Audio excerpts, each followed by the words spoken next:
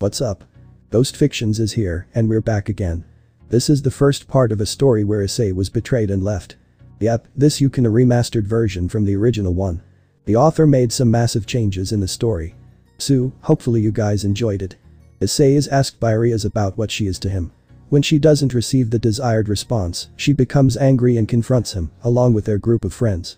Even his childhood friend joins in, making Issei feel hurt and betrayed. Their hurtful words push Issei to his breaking point. He decides to leave everyone permanently, removing his pawn pieces and declaring that they will never see him again. Issei then teleports to an unknown location. Little does he know, this is not the end, but the beginning of a new and exciting adventure. From being known as the hero of the underworld and being a devil, Issei now has the potential to become a hero for all and the leader of the YŌKAI. But before we start, please consider subscribe to the channel and give this video a like. Don't forget to check the description for more information. Now, let's get into Part 1. Issei Haidu lounged on the sleek and stylish couch in the occult research club room, also known as the Orc. The other club members were occupied with their own things, whether it was doing homework, reading a book, eating, or watching videos, playing video games, or just talking with one another. But despite the calm atmosphere, a sense of unease permeated the air. Rias Gremory, Issei's master and the president of the Orc, was engrossed in paperwork she had received from the underworld. A strained atmosphere had developed between the Gremory princess and her pawn, Issei Haidu. Issei still struggled to see Rias as an equal, choosing to address her as president rather than acknowledging the deeper connection they shared. Unintentionally, this created a gap between them, causing Rias immense heartache. Their emotional bond had intensified during a vulnerable moment in the sauna where Rias had almost confessed her feelings and offered herself to Issei. But his choice of words, referring to her as president, left her yearning for affection and longing to hear him declare his love or even address her by her name. Issei sighed, feeling totally confused and regretting everything that had happened. He just wanted things to go back to the way they were before and hoped Rias would eventually calm down. He wanted to talk things through and fix the growing gap between them. The whole situation was weighing on him and he couldn't stop thinking about where he went wrong. Looking for answers, he silently pondered the whole mess, desperately trying to figure out what went wrong. Suddenly, a magical circle materialized before Issei on the coffee table. Startled, he was about to speak when Kaneko, one of his fellow club members, recognized the origins of the magical portal. Kaneko. Phoenix. The woman resembling Ravel emerged from the magical circle. Bearing a striking resemblance to Ravel, the woman exuded elegance and sophistication with her expertly styled blonde hair and piercing blue eyes. Ravel. Mother Ravel's surprise was palpable, she had not expected her mother to reach out to them. Issei. So this is Ravel's mother? She's truly beautiful. I can see where Ravel gets her looks from. Lady Phoenix, hello Ravel. Please forgive the sudden intrusion. I couldn't find a more suitable time, so I decided to reach out now. If I am not mistaken, it's still school hours in Japan, correct? Ravel. Why yes, it is, but may I ask why you're contacting us so abruptly?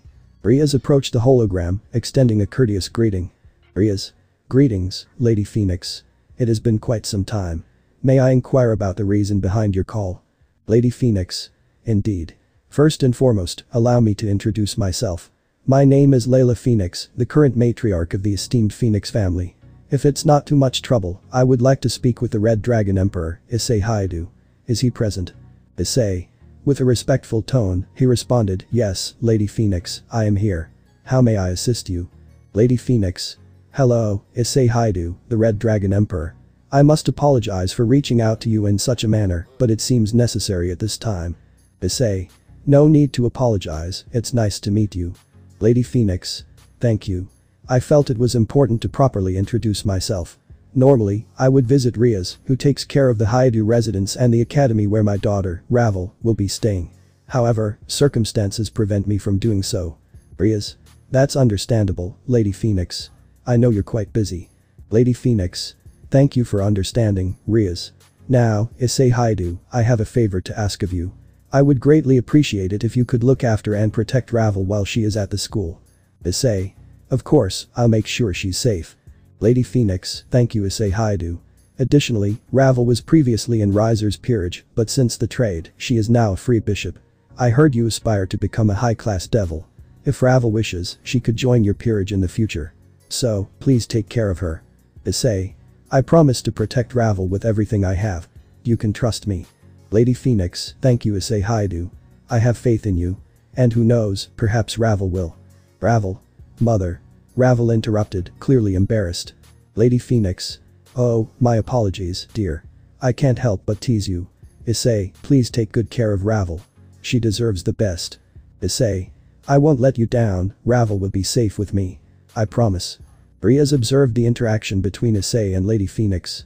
Her emotions were a mixture of sadness and slight anger. It was not clear why she felt this way, as she kept her thoughts to herself. But it had to do with what Lady Phoenix was implying about Issei and Ravel. Thank you, Issei, Lady Phoenix said, before turning her attention to Rias. You take care, Rias. Of course, Lady Phoenix, Rias replied, the magic circle fading away. Suddenly, she made the decision to leave, catching Issei and the other club members by surprise. Issei. Are you going somewhere, President? Rias looked at him sadly, and Issei became alarmed. He wasn't sure why she seemed upset. Issei. Is something wrong, President? Rias. Issei, I need to know, would you protect me? Issei. Of course. I would even give my life for you, President. Rias. And what about Asia? Issei. Yes, I would protect her too. Rias.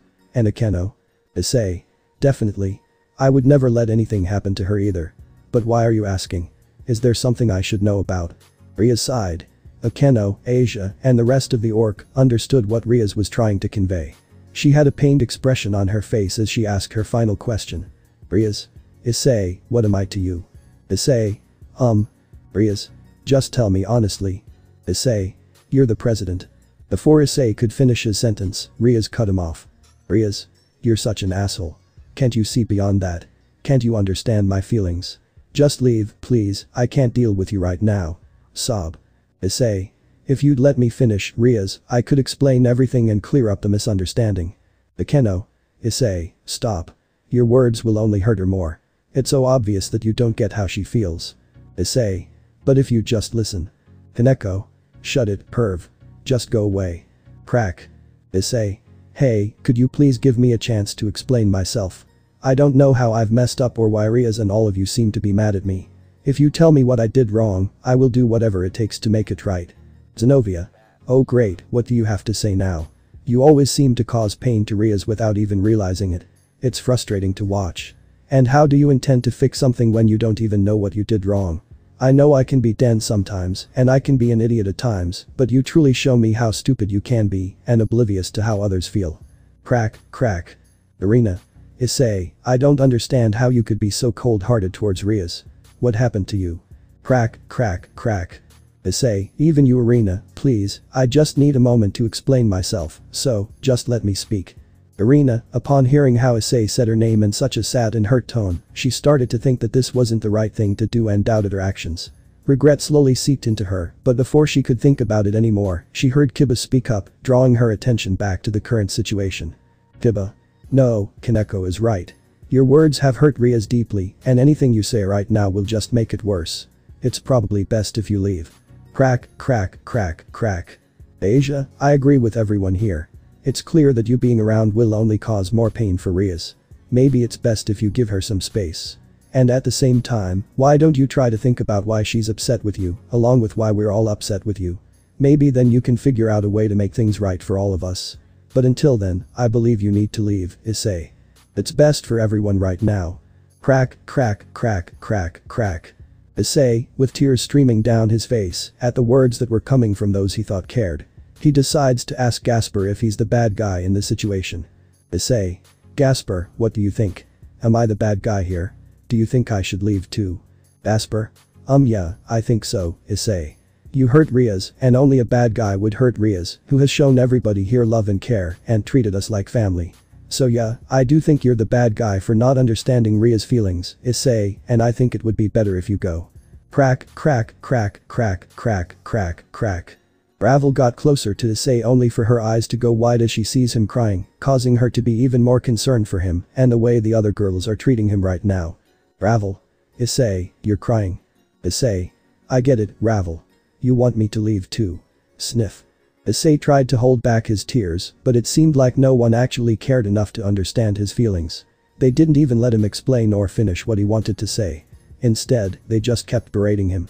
It hurt him even more that the people he thought cared about him didn't seem to care. He was starting to break down.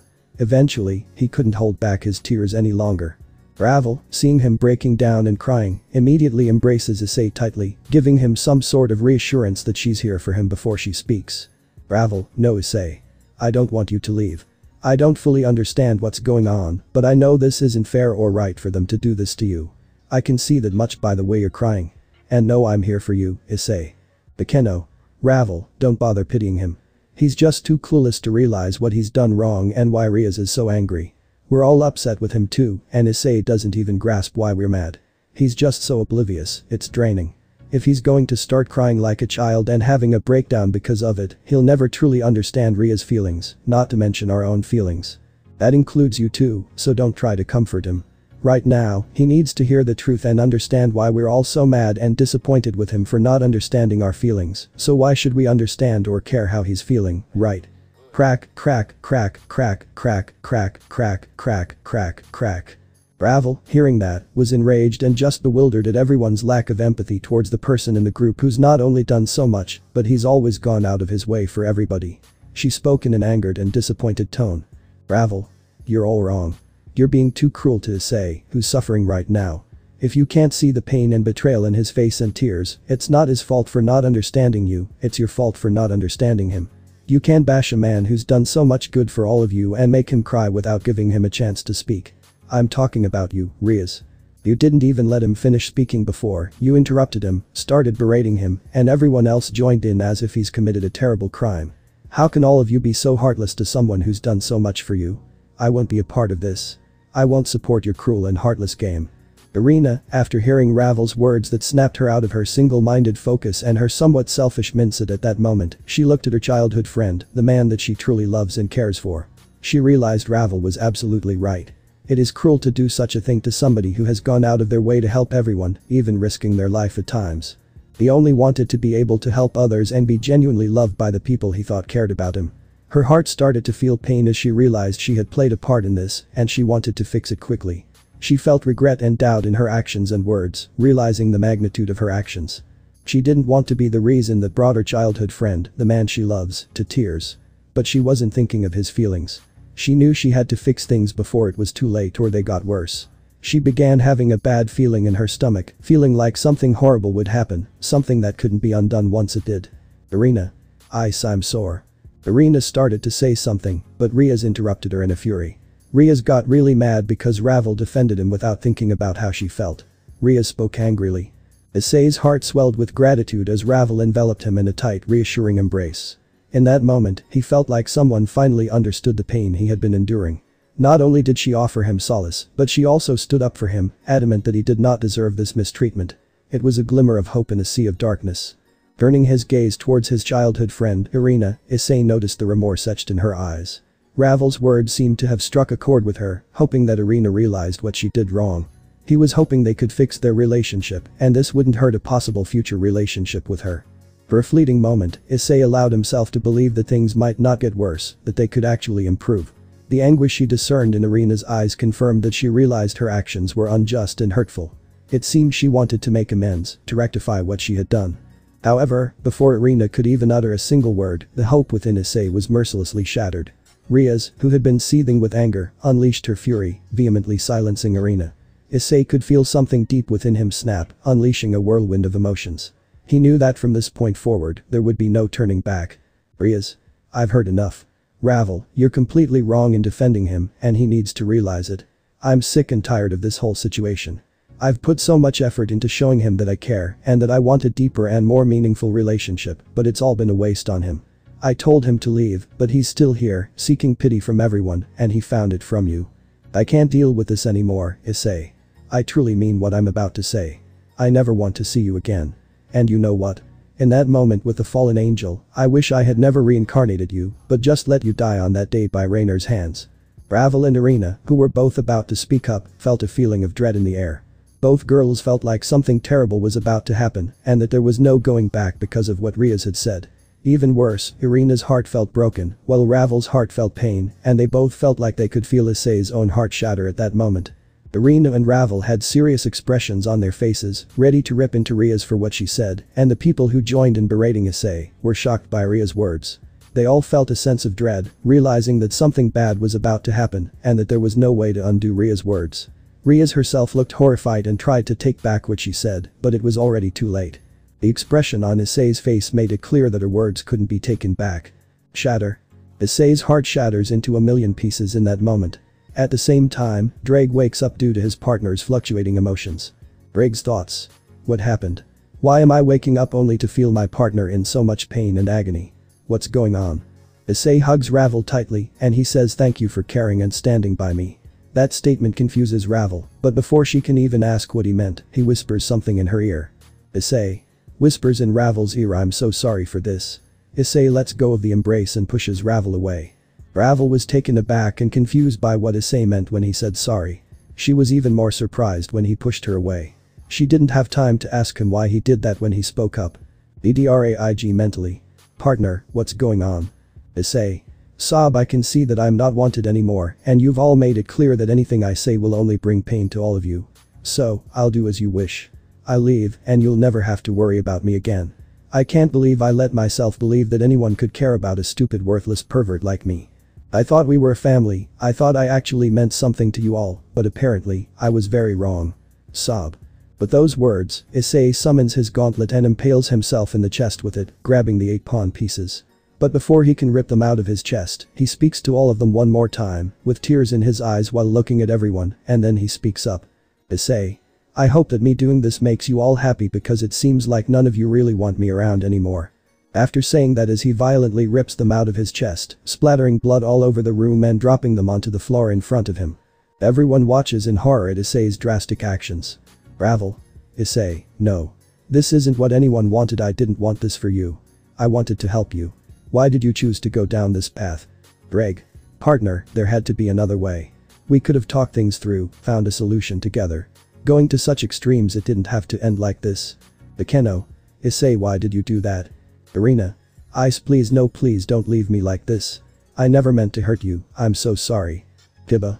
Issei, you can't do this to yourself. You're so much stronger than this. Kaneko. Senpai, we need you here with us. Don't you see how much you mean to us?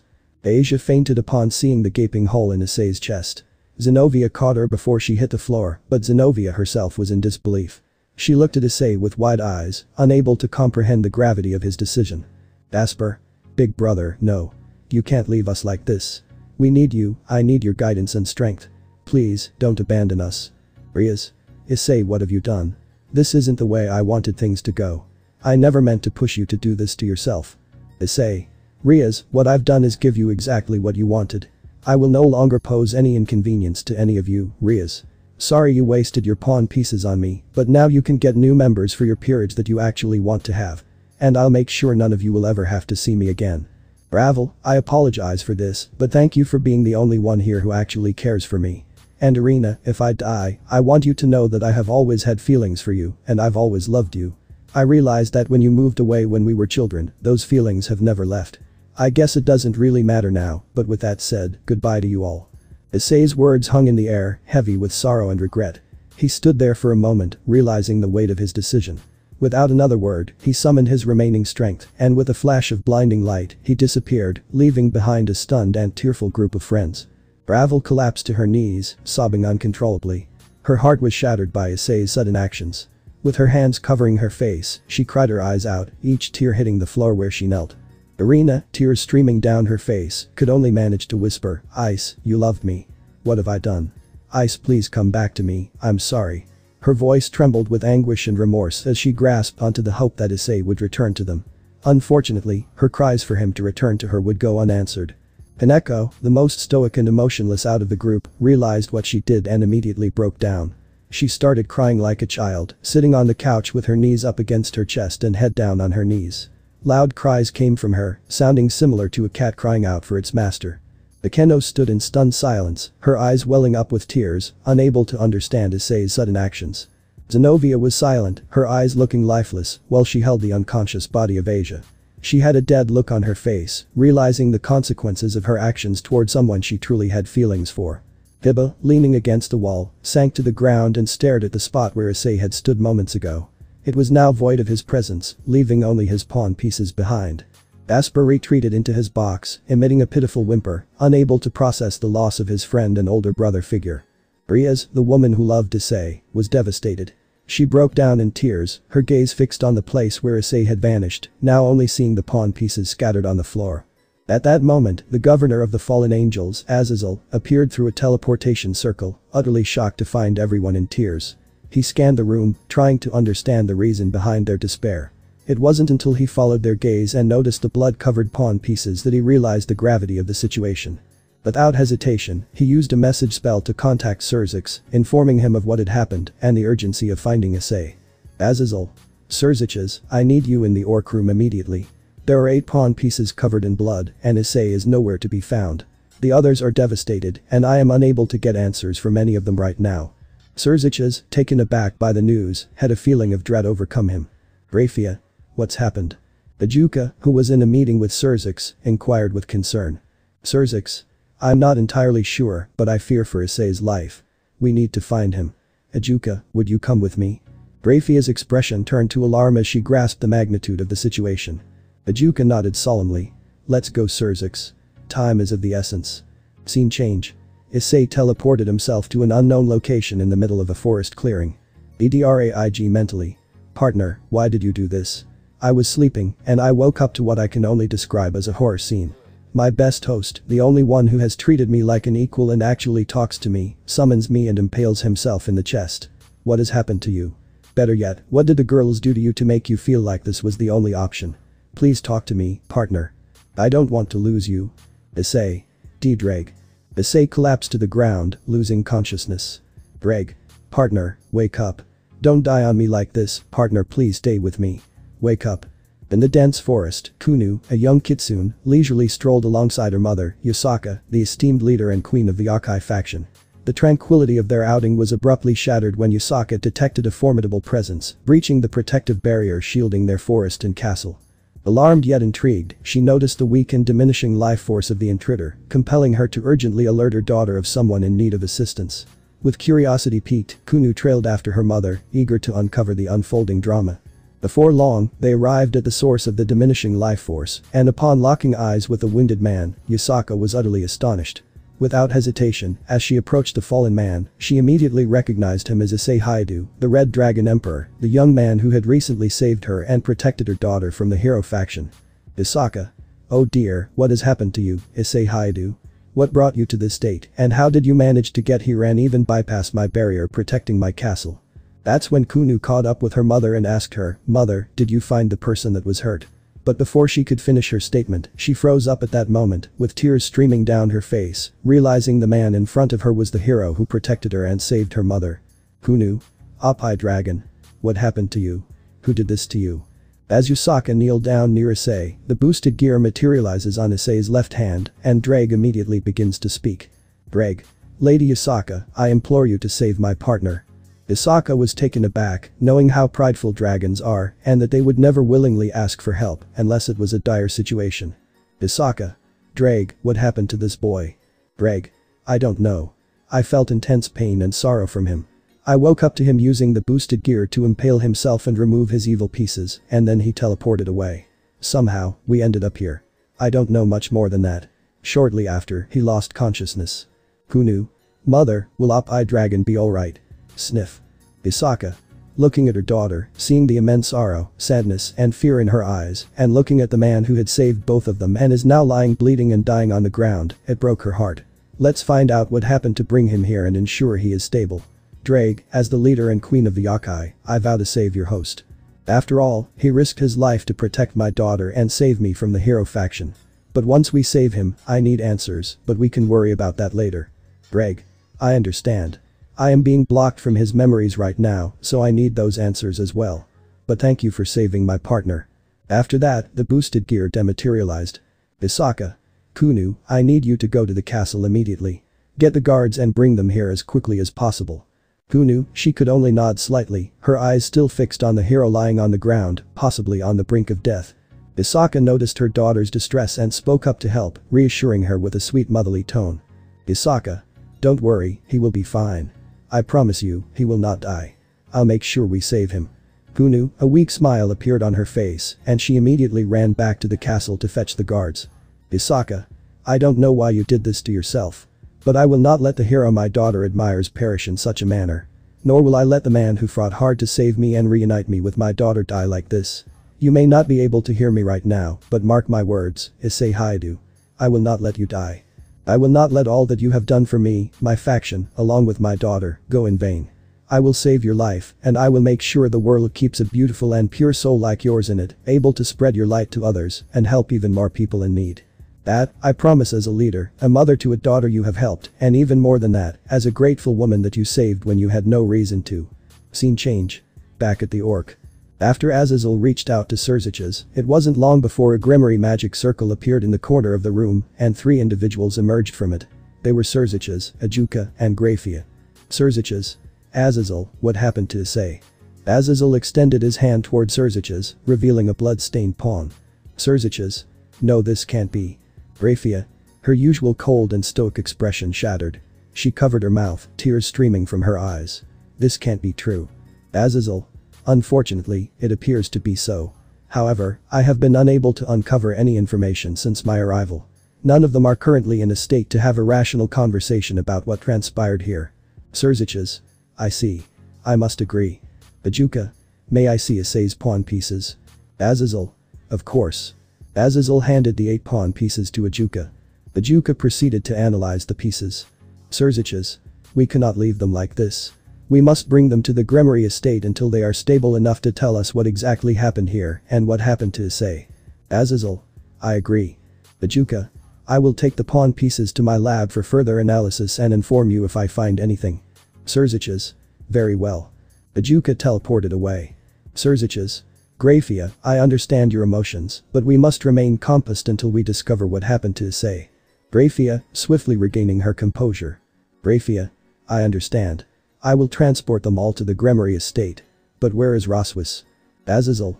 She went back to Asgard to help Odin with something, but I'll inform her of the situation when we find out more. There's no need to worry her until we actually know exactly what happened. I do think she would care and she would feel horrible for what might have happened to Issei. I just don't think her connection with him is that deep yet. They haven't known each other for that long. But more importantly than that, if I tell her anything, she would tell Odin, so I don't want to tell her anything until I have a good idea of what happened, because then I have to inform Odin about the situation involving Issei. And I would rather know exactly what happened before I make that call to him. Surziches. Ah, I see. You make a good point, Azazel. We should wait to inform her until we are able to discern what exactly happened. That way, when we tell her, we can also inform Odin of the situation. I would rather know exactly what happened before alerting the other leaders of the alliance about the situation involving Issei. Azazel, I completely agree with you on this, Surziches. Surziches. But if that's the case, Grafia, can you take them to the Grimoire mansion now? Grafia nodded in agreement. She then gathered Rias and her peerage, as well as the Angel Arena, and teleported away, taking them to the underworld to stay at the Grimoire mansion for the time being. Azazel. What about Ravel? Surziches. I will take Ravel back to Phoenix. But before Surziches could finish speaking, Ravel interrupted him. Ravel. Sniff, I can tell you what happened to Issei. Sniff, however, you may not like what I have to say. Azazel and Surziches, both of their eyes widening upon hearing, then asked her to please explain everything that happened from start to finish. After Ravel informed both Azazel and Surziches about what had happened to Issei and how the girls had treated him, making him feel like he didn't have any other option but to forcibly remove his evil pieces by impaling himself in the chest, he dropped his evil pieces on the ground and teleported away to some unknown location. Upon hearing this, Azazel and Surziches realized that their anger had transformed into an unyielding fury. Surziches, unable to ignore his sister's actions, couldn't allow these transgressions to go unpunished. Before addressing this urgent matter, both Surziches and Azazel unanimously agreed that it was crucial to inform the other leaders in the alliance about Issei's sudden disappearance. With unwavering hope that they would find him and he would be safe, the search for Issei Haidu, the renowned Red Dragon Emperor, was conducted for 2 grueling months. Unfortunately, despite the concerted efforts of everyone involved, Issei Haidu has been declared dead. This devastating news has caused an overwhelming sense of sadness and grief to ripple through the hearts of all the leaders of the Alliance, underworld denizens, and even those in heaven, the Norse pantheon, and fallen angels who held deep affection, admiration, and respect for him. The absence of a clear explanation for Issei's demise or his sudden disappearance has led many to speculate and place blame on Rias, further compounding the sorrow. The impact of Issei's loss has also left other girls who loved him in a state of heartbreak. In light of these circumstances, Ravel has distanced herself from those associated with the events leading to this tragedy. She has made the decision to withdraw from YŌKAI Academy and return to the Phoenix Mansion in the underworld. Similarly, Irina, consumed by regret and grief, has pledged to never fall in love again, knowing she lost the only man she could ever love. She has also severed her ties with the group, departing from YŌKAI Academy to focus solely on her duties as an angel in heaven. The repercussions of Issei's passing have had a profound impact on everyone, particularly Rias and her peerage, Ravel, and Irina. The loss of their beloved hero has left an immense void and a sense of uncertainty for the future of the underworld's children, who had found solace and inspiration in Issei's steadfastness. Though the children cling to a glimmer of hope, believing their hero will return in their darkest hour, the harsh reality of his absence may eventually shatter their innocence and dim their optimistic dreams. Despite the anguish, some draw comfort from the resolute faith exhibited by the children, a tiny ray of hope that pierces through the gloom. They yearn for their savior to re-emerge, to rescue them from despair. However, deep down, everyone else understands the painful truth. Their radiant hero, once a beacon of light in their lives, is no longer among the living. Despite whispered desires for his miraculous return, the grimness of reality looms large. Issei is gone, and any notion of his resurrection remains a distant and unattainable fantasy. Time skip 8 months later, Kyoto at YŌKAI Castle. Kunu? Dad. Issei. Oh, Kunu. She runs up to Issei, and he picks her up and hugs her. What's my little girl up to? Kunu. I'm good, me and mom just came back from the meeting. Issei. Oh, is that so? YŌKAI. Yes dear, and we need to talk. Issei. Hey, Kunu, me and mom need to discuss some things, can you give us some time alone? Kunu. Oh, but dad. Issei. No buts, young lady, now go. Kunu. Alright. YŌKAI. Emerging gracefully from behind Issei, she delicately wraps her arms around his neck while her 9 magnificent tails lovingly enfold his waist. My love, you have been truly magnificent to her, and she adores you with all her heart. So, when do you think we should tell her about our little secret? Issei turns towards his stunning mate, allowing his majestic fox ears and tails to be revealed, entwining some of his vibrant red tails securely with her shimmering golden ones. Soon, my love. I was contemplating informing her on our wedding day, which is just 2 weeks away. YŌKAI. Ah, my dearest, what a splendid idea. We can share the joyous news of her impending role as a big sister alongside our sacred vows. Issei. Indeed, I am excited to tell her that she is going to be a big sister. However, I sense that there is more to our discussion than just this, judging by the seriousness of your tone. So tell me, my love, what is this really about? Realizing the depth of their conversation, both partners gingerly disengage from their embrace and settle down, side by side, ready to approach the matter at hand. YŌKAI. Yes, my beloved, you are absolutely right. I believe the time has come for you to make your return because you will have to do it eventually. Sooner or later, the truth shall surface, particularly once our union is solidified and you ascend as the Lord of the YŌKAI. Issei. I understand, but… YŌKAI. No more objections, my cherished little red fox. This is something you must undertake. Furthermore, I feel you have caused enough distress to those we hold close, particularly that dear Phoenix. I understand your sentiments towards her, and I wholeheartedly accept it. I consent to you expanding your harem, but as the alpha, it is my responsibility to discern their worthiness to be a part of your affectionate entourage. I refuse to allow you to suffer in such a manner ever again, for it pains me to witness your anguish, and it breaks my heart to see our daughter witness her heroic father in such despair. The sharp pang of the past grips YŌKAI, threatening to bring tears to her beautiful golden eyes, until a warm and tender embrace envelops her. Issei. I understand, my love. That will never happen again. I couldn't bear to have you or Kunu see me in such a horrible state ever again. I promise you, my love. YŌKAI melts into the loving embrace, finding solace in its warmth, and eventually, she musters the strength to continue speaking. YŌKAI. If I, as your mate, endured such immense pain from witnessing you in that condition, can you fathom the anguish that little Phoenix experienced when she witnessed it in front of her own eyes? What about those who genuinely care for you and were not involved in the incident? They are suffering immensely due to the aftermath. It is time for you, my love, to put an end to this selfishness and relieve the torment of those who hold you dear.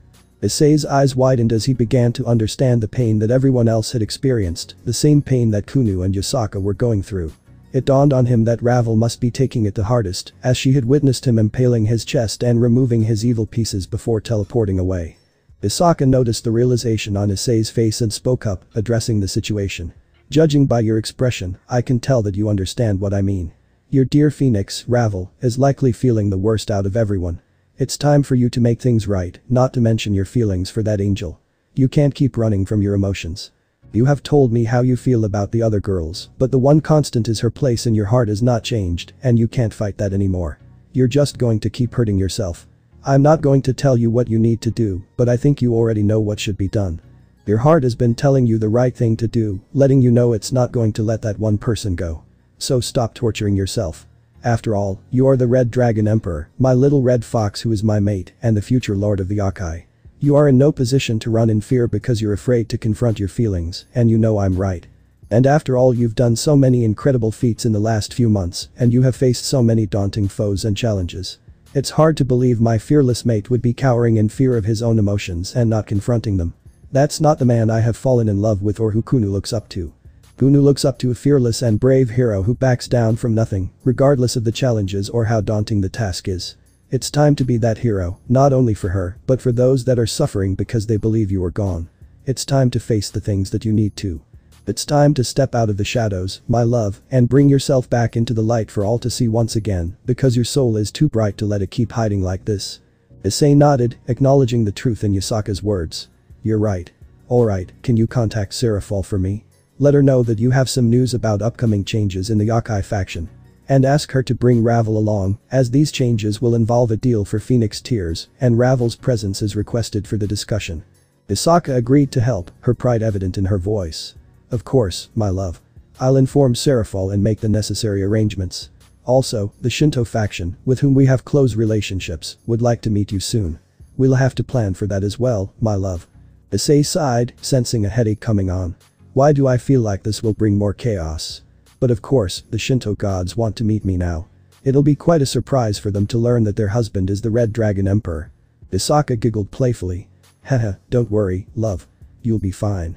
You may surprise them, and they likely want to know how it all happened and how you've transformed from a devil. But I have faith in you.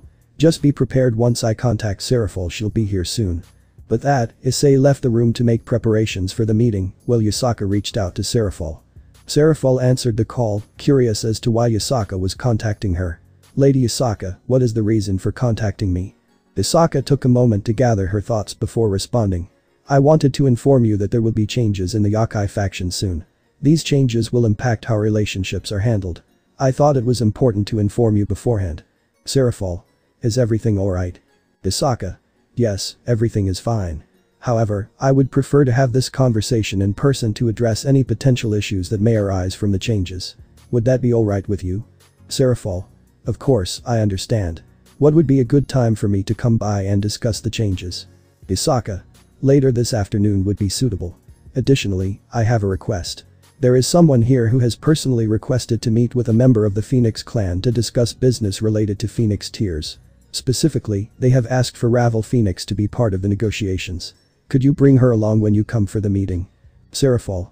This afternoon works well for me. I must admit, it is unusual for someone to specifically request the presence of the youngest and only daughter of the Phoenix clan. Is there a particular reason for this? Isaka. According to the person, they are aware of Ravel's exceptional negotiation skills and believe she is the best fit for this particular deal. Hence, the personal request. Seraphol. I see. I will make sure Ravel attends the meeting then. Isaka. Excellent. See you this afternoon. Seraphol. Alright, I'll see you then. Ends call. Isaka. I hope my little red fox is ready for this. Time skip to afternoon.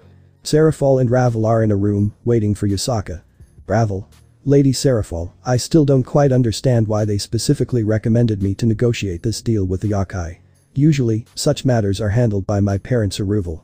Seraphol. I understand your confusion. However, since they specifically requested you, let's see how things unfold. Ravel. I suppose you're right. Seraphol. Personally, I'm more curious about the changes happening within the YŌKAI faction. There have been rumors that Lady Yasaka might soon be married off to someone, but no one knows the details. Hearing that, Ravel feels a pain in her heart. It is evident on her face that she is reminded of the man she loves, a person with whom she was hoping to have a future. Unfortunately, due to the actions of some girls, she knows she will never get the chance to be with him or even see him again. Seraphol, feeling empathetic towards Ravel's sadness, was about to console her when Yasaka made her entrance into the meeting room, effectively interrupting the moment. Yasaka. I apologize for making you wait. Seraphol. No worries, Yasaka. I understand that you are a busy woman. However, I am curious to know who specifically requested Ravel's presence here. It seems peculiar, as matters concerning the acquisition of Phoenix tears are usually handled by Lady or Lord Phoenix, or even Rival Phoenix. Issei. It should be quite evident. I requested her presence. Both Seraphol and Ravel were taken aback by the familiar voice that filled the room. Slowly turning their heads towards the entrance, they couldn't believe their eyes. The person they thought they would never see again stood before them. Issei. Hello, ladies. It has been a while, hasn't it? Overwhelmed with emotions, Seraphol burst into tears and rushed towards Issei, jumping onto him and embracing him tightly. Seraphol. Issei-kun, is it truly you? Issei. Yes, Seraphol. It's me, Sarah-chan. Seraphol. Issei-kun, you're alive. I missed you so much. My heart was shattered when I heard what happened. But now, you're finally back. Feeling Seraphol's tears soaking his clothes, Issei returned the hug and reassured her that he was indeed back. Just then, Ravel caught their attention. Her hair covered her eyes as tears streamed down her face. Issei gently released Seraphol and approached Ravel. Issei. Ra. Slap. Before Issei could even utter her name, he felt an intense sting across his cheek. Recovering from the slap, he looked at Ravel in shock. She was in tears, on the verge of a breakdown. Without hesitation, she ran up to Issei, burying her face in his chest, sobbing uncontrollably like a child who had lost her favorite toy. Ravel. Sob, tell me, would you leave me like that? Would you do it right in front of me? Sob, why didn't you let me help you, why? Issei was speechless as he listened to Ravel's cries and whimpering. Seeing her in such despair, he couldn't help but feel immense guilt for the pain he had put her through. This woman, who had cared for him and tried to protect me in my darkest moments, was now broken in front of him. Ravel, I am truly sorry for causing you so much pain, Issei managed to say, his voice filled with remorse. But Ravel, through her tears, quickly snapped at him, her grief palpable in her words. Sob, you have no idea, Issei. I couldn't sleep for 3 agonizing months, haunted by the image of you impaling yourself and removing your own evil pieces, all while teleporting away from me. You didn't even give me a chance to help you. Do you realize how difficult it was for me, the woman who looks up to you, who loves you, to witness you being berated by those who should have loved you, but didn't care about your pain? I saw the pain in your eyes, Issei. It shattered my heart. All I wanted to do was incinerate those who caused you such suffering, but instead, I embraced you, only wanting to provide comfort. Issei hung his head, the weight of his selfishness sinking in. I understand now. I was selfish, blinded by my own pain, and I didn't consider how it would affect you, my phoenix. Ravel's eyes widened and stared at him, searching for sincerity in his words. There was a moment of silence before she finally spoke, her voice trembling. Issei, I love you. Please, promise me you won't ever leave me like that again. I cannot endure that kind of agony once more. So, promise me, sob, promise me, Issei. With conviction, Issei looked into Ravel's tear-filled eyes and gently caressed her cheek. I promise, Ravel. I will never leave your side again. I love you. Ravel's grip tightened around him as relief washed over her. But then, a lingering pain remained and she mustered the courage to voice her concerns. Issei, how do you intend to make this up to me? How would you atone for all those months of torment and suffering? Issei sighed deeply, his remorse evident in his eyes. Honestly, Ravel, I cannot fathom what could ever be sufficient to make it up to you. But perhaps you can help me decide. What would you need from me to begin rebuilding the trust I shattered? Ravel's tear-stained face lit up and she held him even closer. Gathering her strength, she asked of him what she had longed for in her heart. Then, Issei, I want us to get married. Issei's heart swelled with a mix of emotions. Relief, joy, nervousness, and a renewed sense of purpose. He could see the hope in Ravel's eyes, and without hesitation, he replied, yes, Ravel. I want nothing more than to spend the rest of my life with you. Let's make it happen. In that tender moment, as they held each other tightly, they found solace and a renewed sense of love. The future, once clouded by pain and despair, now promised happiness, healing, and the unbreakable bond of matrimony. Issei was struck speechless, his eyes widening in surprise at Ravel's request.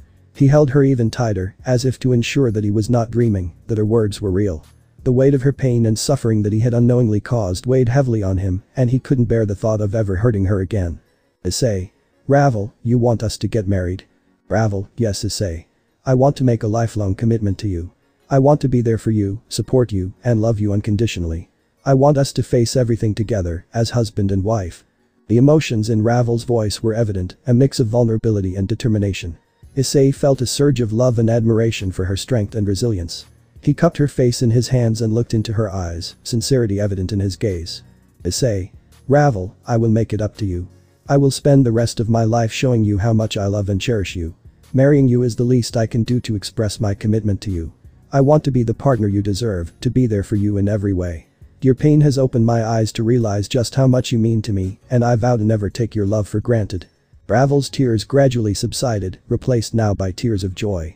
She smiled, a mix of relief and happiness. They held each other tightly, the weight of their shared pain and their shared commitment mingling in the embrace. In that moment, they both knew that they were embarking on a new chapter of their lives, one filled with love, understanding, and unending support. Ready to face whatever challenges lay ahead, side by side. After both Serafal and Yusaka finished watching the emotional scene between Ravel and Issei, where they confessed their love for each other, the two were abruptly interrupted by Yusaka's words. "Yusaka. Oh, my love, it seems like you'll be getting ready for another wedding soon." Serafal. Ravel. "What?" Issei. "I'll explain everything, but first, Serafal, I think you should contact Surziches, Ajuka, Michael, and Azazel, so we can explain the situation to them as well." Serafal. "Alright, I will contact them. But shouldn't I also reach out to Rias and her peerage, along with Irina?" Issei was about to object, but before he could, Yusaka spoke up. "Yusaka. Yes, it would be best for all of them to be present." Issei. "But." Yusaka. "No buts, my little red fox. It's time to face them. You can't continue hiding." Issei. "You're right. Fine, tell them that you have found me." Serafal. "Alright, I'll contact them. But you should know that once I do, they'll be here immediately," she said with a mischievous smirk. Issei. "I am aware of that. It's time they knew what happened to me." Serafal. "Very well, give me the contact details." Ravel. Issei, what did Yusaka mean by preparing for a second marriage? Issei felt a chill run down his spine as he observed the sweet yet dangerous smile on Ravel's face. It was clear that she was expecting him to spill all the details, or else face the consequences. Yusaka. "I believe we should wait until everyone is present before we explain. Don't you think so?" Ravel was giving Issei a very serious and intimidating look before she spoke to Issei. Ravel. "I want answers about what's going on, Issei." Issei. "I understand and promise I'll tell you everything you want to know." Ravel, her intimidating glare that she was giving to Issei disappeared and she had a more neutral expression. "Fine, but I expect to hear the whole truth, Issei. Do you understand me?" Issei nodded frantically, but appreciated that his new fiancée stopped giving him the intimidating glare. However, he heard his other mate, Yusaka, begin to speak, gaining his attention as he listened to her. Yusaka. "Let's go to the throne room. I'll inform the guards about the visitors." Issei. "Okay, I'll take Ravel to the throne room." Yusaka. "My little red fox, make sure Ravel sits next to you in the throne room. She'll be like a sister to me now." Yusaka winks at Ravel. Ravel. "What does she mean by sister?" Issei nervously scratches his head. Issei. "I'll explain everything when everyone else is here. Let's go to the throne room." Ravel. "Alright, as long as I get answers and you don't leave me again." Issei. "I promise to explain and never leave you again, my phoenix." Ravel and Issei head to the throne room, while Serafal contacts the leaders to share the news. Scene change. With Serafal contacting the other leaders of the alliance. Serafal. "Hey everyone. I've got some really interesting news that I think you all should know about." Surzix. "Oh, seriously? I'm all ears. What's up?" Ajuka. "Wow, it must be important if you're reaching out to all the leaders." Michael. "You've definitely piqued my curiosity. I'm dying to know what this is about." Azazel. "Come on, hurry up. I'm swamped with work here. Give it to me straight." Michael. "Brother, I know things haven't been easy for you lately, but there's no reason to be hostile towards us." Azazel. "Michael, if I wanted your opinion, I would have asked. Also, why isn't Auden or Falbium in the call?" Surziches. "Falbium went to Asgard to help fortify their defense. We received information that the Cows Brigade is planning an attack on them. So after we told Auden, most likely he is too preoccupied making sure everything is ready and he's not caught off guard. We sent Falbium and some of our forces to reinforce their defenses." Michael. "Ah, I see. Ever since they learned of the boy's death, they have become emboldened and have been attacking us more frequently these last few months. It's becoming quite troublesome." Surziches. "Agreed." That's when Serafal coughed, gathering their attention on her once again. Serafal. "Cough, get back on topic and why I called all of you." Azazel. "Spit it out already, Serafal. I don't have time for your childish games right now, and I really don't want to be in the call. If you guys are going to bring him up, you know how I feel about the situation, so unless this is very important I will leave. So what do you have to tell us that's so important that you needed us to all be in this call?" All those on the call could tell, though they didn't say his name, the mention of what happened by Michael touched a sore spot for Azazel. He always saw Issei as an adopted son, and after losing him, he was never the same. He just dug himself into his work and his sacred gear research. It also started to cause him to have an aggressive attitude towards those around him. Though no one could truly blame him, everyone's been dealing with a loss in their own way, and no one could criticize how he handles his grief. But that's when they were all brought out of their thoughts and wanted to hear what Hurtful had to say. Hurtful. Well, speaking of him, you should all know that Issei Haidu is actually alive. Juka. What? Azazel was speechless for a moment but recomposed himself and spoke. Azazel? Are you serious? Tell me everything you know. YŌKAI? I'm honestly shocked. We spent months searching for him with no luck. How did you find out? Hurtful. Honestly, I just found out myself. Talk about a surprise. Wait a minute. Weren't you in Kyoto discussing those upcoming YŌKAI fashion changes? Juka. And isn't Queen Yusaka getting married in 2 weeks? Is there a new YŌKAI lord on the horizon? Azazel. Hold on a second, how did you manage to get information about Issei when you're supposed to be in Kyoto?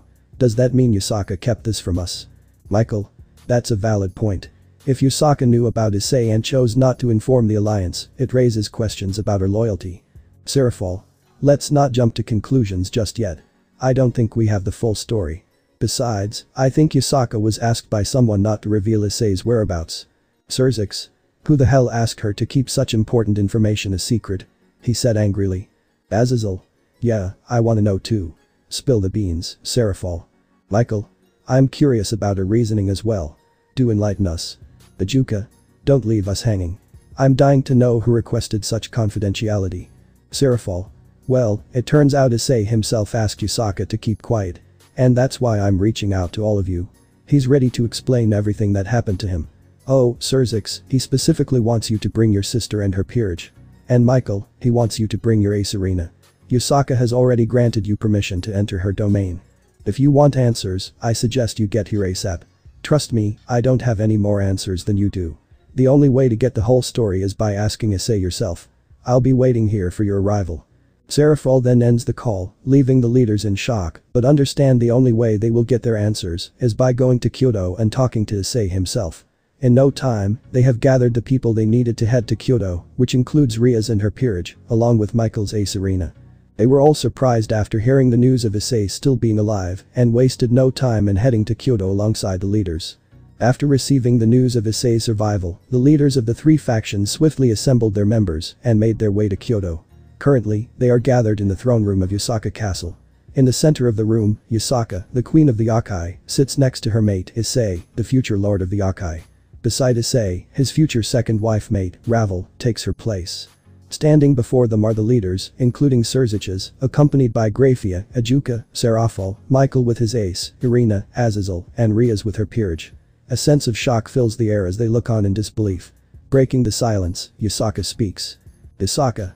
Welcome, everyone, and thank you for joining us. I am aware that many of you have numerous questions regarding the current situation, but I will allow my future husband to provide the necessary explanations. Everyone is shocked, but before anyone can say anything, the person they were gathered for speaks up. Issei. Greetings, everyone. It has been a while, but allow me to properly introduce myself. My name is Issei Haidu. I am Yusaka's mate and soon-to-be husband, as well as the future lord of Kyoto. Issei says with a smile, shocking everyone. Amaterasu. Ah, so this is where the missing Red Dragon Emperor has been hiding. I came here to check on you, Yusaka, because I sense strong demonic and angelic powers around you. To my surprise, not only do I find the leaders of the angels, devils, and fallen angels here, but I also learn that your future husband is the Red Dragon Emperor. Can you please explain this situation? Yusaka got off her throne and knelt in front of Amaterasu, one of the gods who is part of the Shinto Trinity. Issei also knelt before Amaterasu next to Yusaka. Meanwhile, everyone else was taken aback to see one of the gods from the reclusive Shinto pantheon present. Yusaka. My sincere apologies, Lady Amaterasu. My intention was to introduce Issei to you before the wedding and seek your blessing. Issei. Lady Amaterasu, I deeply apologize for any offense or inconvenience caused by the delay in our meeting. I offer my sincerest apologies for hiding here with Lady Yusaka without your permission. Upon hearing this, everyone was taken aback by the transformation in Issei. His manners and demeanor have greatly improved since they last encountered him. Gone is the lecherous gaze that used to accompany his admiration of beauty, replaced now by the self-control and utmost respect Issei was displaying in the presence of God. Amaterasu. Well, I must admit, this is not the Red Dragon Emperor I was expecting or have heard stories of. However, I cannot say that I am displeased with the evident changes. It is clear that Lady Yasaka has taught you proper etiquette and how to interact with those of higher standing. While I am not upset or angry about your presence here, Red Dragon Emperor, I am curious to know the reason behind it. I sense not the energy of a devil from you, but rather that of a kitsune. Lady Yasaka, did you have a hand in this transformation? Yasaka, yes Lady Amaterasu. Issei. Lady Amaterasu, if I may speak. Amaterasu. You may speak, Red Dragon Emperor. Issei, thank you Lady Amaterasu. Well, the reason why the leaders are gathered here is for me to provide an explanation.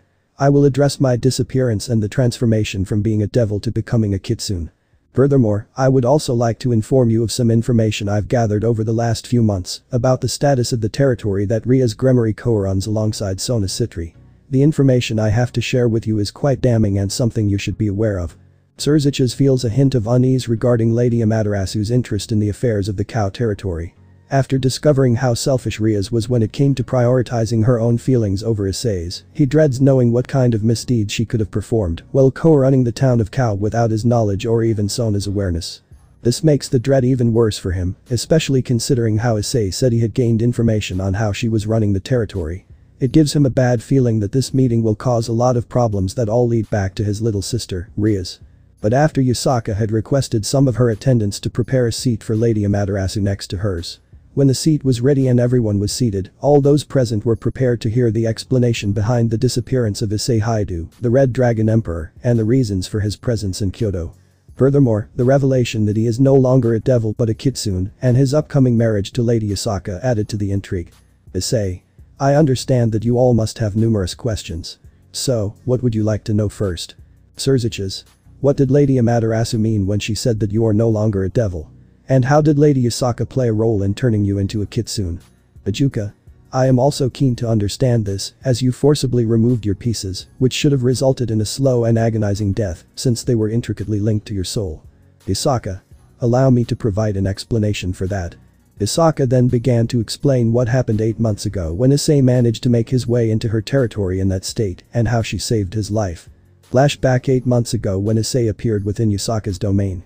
After the guards arrived and assisted in bringing Issei's unconscious and severely wounded body to a room in the castle, Yasaka began employing sage arts in an attempt to heal his injuries. Yasaka. Oh my, his wounds are incredibly severe, penetrating even to the depths of his soul.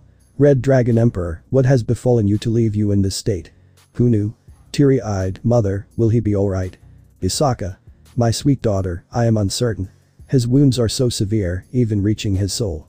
I fear I cannot handle this alone. I must seek help if there is any chance of saving his life. Yasaka then calls for the guards to escort her daughter out of the room, shielding her from seeing Issei in such a state. She then activates a communication circle near her ear and contacts someone who can provide assistance. After concluding the conversation, a portal materializes in the corner of the room, and a tall, voluptuous woman with cat ears and 2 black tails emerges from it. Kuroka. Yasaka, you called for me, what happened to him? Yasaka. I do not know. He appeared here in this condition, with no explanation. However, I summoned you to aid in his healing. Kuroka. Why? Yasaka. He saved my life from the hero faction and protected my daughter. I am not so prideful as to allow the man who risked everything to save us from a meaningless death. He deserves better after all he has done for the YŌKAI faction. Kuroka. Very well, I will assist you. But I expect something in return for my services. Yasaka. Agreed. We can discuss the details once we have saved him. Kuroka. Began utilizing sage arts to heal Issei. Oh my, his condition is critical. Even with my help, there is a chance he may not survive. Yasaka, his soul feels as if something has been. Yasaka. Those girls, how could they treat him like that? Kuroka, and to think, my own sister played a part in this, I'm sorry Lady Yasaka. Yasaka. It is not your fault, but our main focus right now should be on healing him and attempting to save his life. Kuroka. You're absolutely right, but the damage inflicted upon his soul is extensive. By forcefully removing the evil pieces, he has inadvertently torn his soul apart. Even I doubt our ability to repair something of this severity. Greg. I have a suggestion. Even if we manage to save him, he will become a regular human with significantly weakened life force. Furthermore, his body will no longer be capable of harnessing the power of the boosted gear. However, the real issue lies in his shredded soul, which now contains missing fragments. I propose that Lady Yasaka transfers some of her spiritual essence into my partner to help fill in the gaps within his soul. Meanwhile, the cat can skillfully employ sage arts to bond the new soul fragments with my partner. As this process unfolds, I will transform parts of his body into a dragon to offer assistance. Additionally, I will link our souls together to facilitate the overall procedure for you. Kuroka. That could potentially work, but… Yasaka. If I follow your suggestion, he will become… Dreg. Yes, he will transform into a hybrid of a dragon and a kitsune. I understand that this will result in him becoming a dragon yokai hybrid. However, I am unwilling to lose a partner who has treated me not just as a weapon, unlike many of my previous handlers. He has always regarded me as more than just a tool, but as a brother. It is because of this bond that I am willing to merge our souls together, allowing him to become the last Red Dragon Emperor. Therefore, if he perishes, I will perish as well. Lady Yasaka and Kuroka, I implore you to save my partner. At that moment, Kunu rushes into the scene, having managed to evade the guards and eavesdrop on the conversation between her mother, Kuroka, and the dragon. Kunu. Sobbing, please, mother, save him. Don't let him die. He kept his promise to me when I asked him to save you. Please, mother, don't let the red dragon die, especially after everything he has done for us. She clung to her mother's yukata, looking up at her with pleading eyes. Kuroka remained silent, her face reflecting a profound sadness. Yasaka, upon witnessing her daughter's desperation and profound sorrow, responded with a gentle and affectionate smile, embracing her tightly. Yasaka. Don't worry, my dear daughter. We will save him, I promise. But for now, I need you to go to your room, alright? Once we have completed our task, I will allow you to visit him. Speaking to herself, I must ensure that the guards keep a closer watch on Kunu. Kunu. Alright, if you promise to save him, I will believe you. Mr. Dragon, please do everything in your power to assist Mother and the cat lady to save him. Kuroka had a visible twitch on her forehead in response to the cat lady comment. Dreg. I promise, little one, I will do everything within my power to help. We will save him, and that is a dragon's promise. Kunu. Thank you.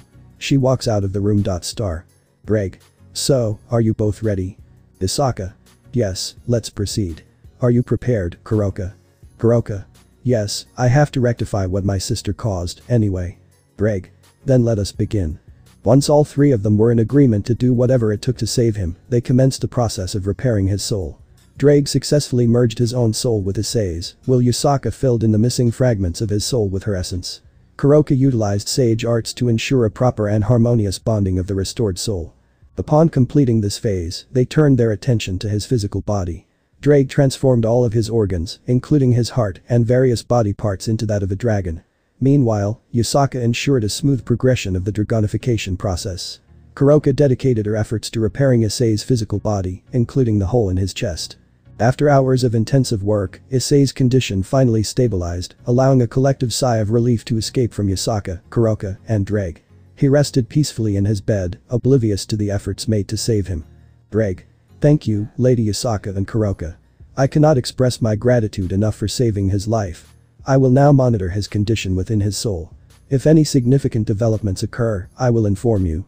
If you require anything, simply call for me, and I will manifest with the boosted gear.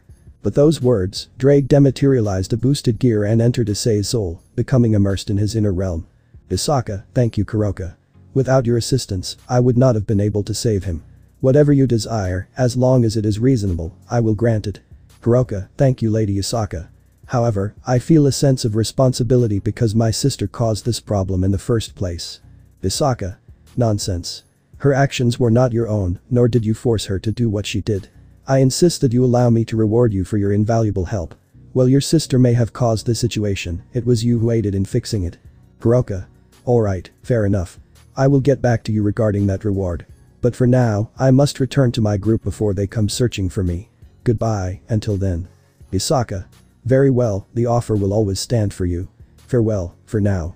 Kuroka teleports back to her group, leaving Yasaka alone in the room with Issei, who remains unconscious. Yasaka. I will let him rest for now, as it is uncertain how long he will be unconscious. Furthermore, I must also rest, as I have expended a significant amount of energy in saving his life. Yasaka. I will inform Kunu tomorrow that he will be alright. It is late, and I do not wish to disturb her sleep. She proceeds to switch off the lights and gently closes the sliding door, leaving Issei to rest. After Yasaka's departure, a small fox sneaks into Issei's room and approaches the dragon. Kunu, hey Mr. Dragon, are you there? The boosted gear materializes on Issei's left arm. Greg. Yes, I am here, child. Kunu. Is he going to be okay? Greg. Yes, thanks to the combined efforts of your mother, Kuroka, and myself, we were able to save his life. He will be just fine. Kunu. Thank you very much for saving my hero. Greg. You're welcome. Now, I think it's time for you to go back to bed. Kunu. Actually, do you think I could sleep next to him? I'm still worried about him. Greg. I have no problem with that. Watch over him and keep him safe, little one. I will be heading back now. Kunu gets into bed and cuddles up to Issei, wrapping her tails around him. Thank you, Mr. Dragon. Good night. Greg. Good night, little one. The boosted gear dematerializes. The next morning. Isaka went to check on Issei, but as she slid open the door, she was surprised to see Kunu cuddling with Issei. Yusaka smiled upon seeing her daughter cuddled up to Issei, with her tails wrapped protectively around him. Isaka. Oh, how adorable. I think I'll let her sleep a bit longer. Flashback ends. Isaka finished explaining everything that happened. Amaterasu. How tragic. I heard what happened to Yusaka when the hero faction kidnapped her and how you saved her and protected her daughter. But for all of that to happen to you, I'm sorry. I understand why you did what you did. Issei. I appreciate your concern, Lady Amaterasu. But neither Drake nor I have any regrets. Boosted gear materializes. Drake. I agree with Issei. Amaterasu. But you do realize now that your souls are linked. You are truly the last Red Dragon Emperor, and if he dies, you die. Greg. I completely understand. I have no regrets either. If he is to be my final host, I am willing to face whatever comes, whether it be life or death. He is not just a partner to me, but more like a brother. He has always treated me as an individual, seeking my input and opinion in various situations. He is the only host who truly communicates with me. I have no regrets, Goddess Amaterasu. Surziches. Does that mean you're no longer a devil? Issei. No, I'm a Yokai dragon hybrid. Issei then released his red fox ears and 9 red fox tails. Surziches. I see. Seraphol. So is that the reason Ice-kun's hair and eye color changed? Greg. That is because when our souls merge, some of our aspects merge together. So his hair color turned red like my scales, and his eyes turned a yellow-greenish color, a mixture of mine and Yasaka's eye colors. Michael. Well, at least this explains why we couldn't determine if the boosted gear moved on to a new host. And why the sacred gear system was experiencing issues a few months ago. Azazel. Indeed, it is highly likely that the system was attempting to recalibrate itself due to the absence of one of the Longina sacred gears. But now, if Issei dies, Drake dies. Michael. You're correct, brother. The sacred gear system no longer acknowledges the existence of the boosted gear. Graphia. But Issei, why didn't you return once you were healed?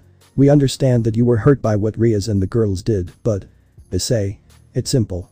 I didn't want to go anywhere near the woman who allowed me to die. Surziches. What are you saying? Issei, let me ask you, Surziches. If a high-ranking devil were responsible for a territory, let's say Cow, wouldn't she be aware of the presence of fallen angels within her domain? Surziches. Issei. I'll take your silence as the answer. So, your sister knew about the fallen angels in her territory, who might potentially kill the sacred gear wielders if the fallen angels deemed them a threat. And yet, your sister did nothing about it. Rias finally interrupted. Rias. Issei, please stop. Issei.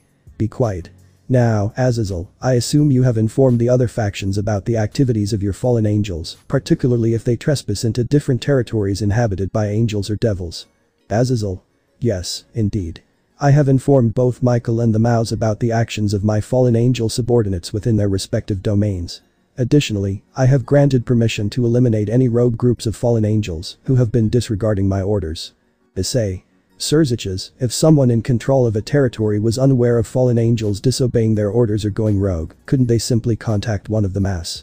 They could confirm if these fallen angels were on the list of rogues who have been disregarding their given orders. Surziches. Yes, that would be the appropriate course of action. What are you implying, Issei? Issei. What I'm saying is that your dear sister deliberately chose to ignore the presence of fallen angels in her territory. She turned a blind eye to their actions, which included the killing of innocent humans who possessed sacred gears. Furthermore, she failed to inform her co-leader, Sona, about this issue. Knowing Sona's diligent nature, she would have promptly verified if these fallen angels were rogues and authorized their elimination to prevent further harm to the innocent. However, instead of taking decisive action, your sister had her pawn follow me and provided me with a summoning. Surziches.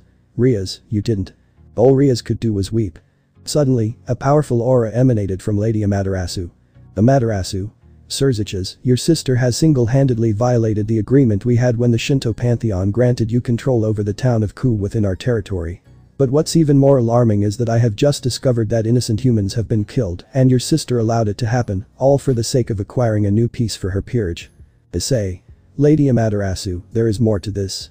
Rias. Issei, please, don't tell her. Amaterasu. Silence, girl. Now, Red Dragon Emperor, tell me everything. Issei. When YŌKAI was discovered hiding in their territory with their group of rogue fallen angels and priests, they deliberately chose not to inform their brother, allowing their pride to cloud their judgment. They believed they could handle a cadre-class fallen angel on their own. It took one of their servants who had a better understanding of how serious the situation was to inform someone in the Maus about the ongoing attack from the cadre-class fallen angel, but it was done at the very last moment. If they had informed him earlier, he could have prepared the necessary forces to aid in stopping the fallen angel. To make matters worse, if we had failed in that critical moment and the fallen angels hadn't sent reinforcements in the form of the White Dragon Emperor, it could have sparked a war within the Shinto pantheon's territory. I understand why the angels and fallen angels couldn't actively intervene in this battle, even if it involved one of their own. Since it took place in the devil's territory, the presence of any high-ranking angel or fallen angel would have exacerbated the situation, possibly sparking war. That is why the angels sent in the exorcists for support and the fallen angels dispatched the White Dragon Emperor. However, the devils from both the Citri and Gremory households were not sufficient to confront YŌKAI, the cadre-class fallen angel. Even with the presence of the Red Dragon Emperor, I was still new to being a devil at that time and lacked the balance breaker and proper training to face such formidable power. What should have occurred was for Rias Gremory to inform her brother and subsequently notify the Shinto pantheon about the situation. This would have allowed them to address the issue and prevent the outbreak of war. Handling the situation in this manner would have been the appropriate course of action. Rias. Sobbing, why are you doing this to me, Issei? Amaterasu. That's enough. Surziches, it appears that your sister has deliberately violated the rules and agreements that were established for her and Sona to govern that territory within the Shinto domain. Furthermore, it seems she has been misusing her authority, considering your family's ownership of the Ku Academy. Surziches. I fully comprehend the gravity of this situation, Lady Amaterasu. I cannot condone the action she has taken, and I do not expect any leniency towards her. Rias. But, brother. Surziches, no Rias.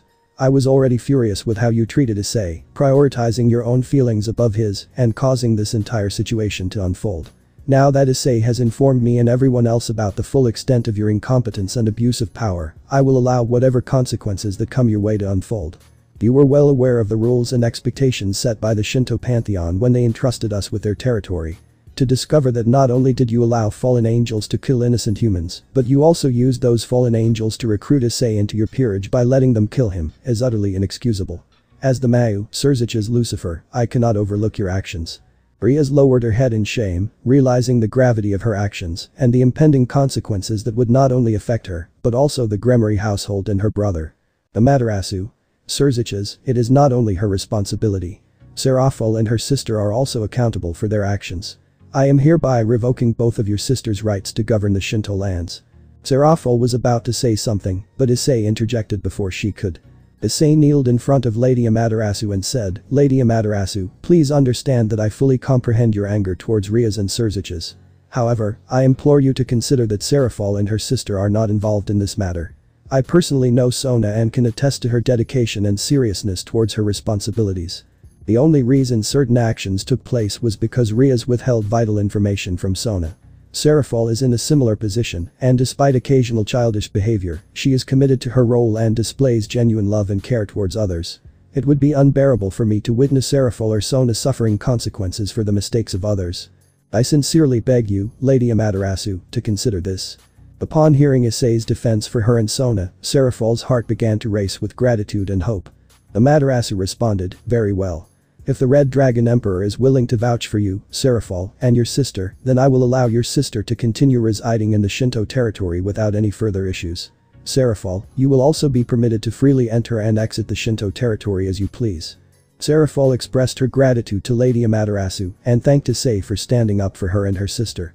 Issei assured Lady Amaterasu that Seraphil and her sister were not involved in the events and would not have supported them if they had been aware. Amaterasu then addressed Surziches and Rias Gremory, leave my presence immediately. Surziches. May I ask one thing, Lady Amaterasu? Amaterasu? Go ahead, Lucifer, ask your question, while I still have the patience to put up with you in my sight. Surziches could feel the straight malice, hatred and disdain coming from Lady Amaterasu with each word she spoke. He eventually gathered himself and asked what he needed from her. Surziches? Can my sister's peerage be allowed to continue residing in the city of YŌKAI? Amaterasu? I will grant that request, but as for you and your sister, I want you out of Shinto territory immediately. I will convene a meeting with the other Shinto gods to address the transgressions committed by you and your sister. Until then, I am revoking your permission to be present in our lands. If I sense you or your sister within Shinto territory, it will be considered an act of war against the Shinto pantheon and the devils. Therefore, until we discuss the consequences and repercussions that will befall you and your sister, and how the devils will rectify the situation, I command you to leave. Surziches? Understood. With that, Surziches, accompanied by Grafia and Rias, teleported out of the meeting and back to the underworld. Azazel. Well, that just happened. Amaterasu. Lady Yasaka, I must depart and inform the Shinto gods about the information I have just acquired. However, I expect you to bring your future husband to meet the other Shinto gods and receive their blessings for your marriage. Yasaka. I can assure you that we will soon visit the Shinto pantheon to seek the blessings of the gods for our union. Amaterasu. Ensure that you do so. And as for you, Issei Haidu, I eagerly anticipate our next meeting and further conversations. Issei. I am also excited to meet the other Shinto gods and to see you again in order to receive your blessings for my marriage to Lady Yasaka. Amaterasu. I too anticipate that moment. However, for now, I must bid you all farewell. She teleported back to the divine realm. Yasaka. Ara, how unexpected. This meeting has been quite exciting. But I'm sure you would like to continue with the main reason why we're all here. However, I think we should take a break and have some tea prepared to settle everyone's nerves. Issei continued massaging his temples as he tried to process the events that had just unfolded. He anticipated that more problems would be on the horizon, which only meant more headaches for him.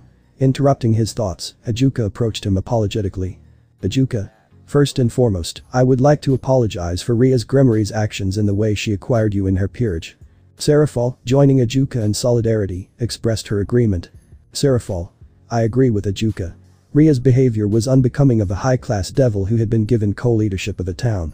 Her abuse of power, incompetence, and failure to share vital information with her co-leader, my sister Sona, are undeniable.